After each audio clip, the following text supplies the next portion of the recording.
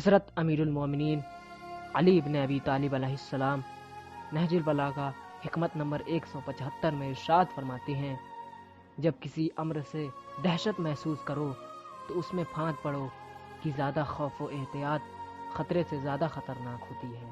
حضرت امیر المومنین علی ابن ابی طالب علیہ السلام نہج البلاغہ حکمت نمبر 176 میں ارشاد فرماتے ہیں، ریاست کا وسیلہ وسعت صدر ہے۔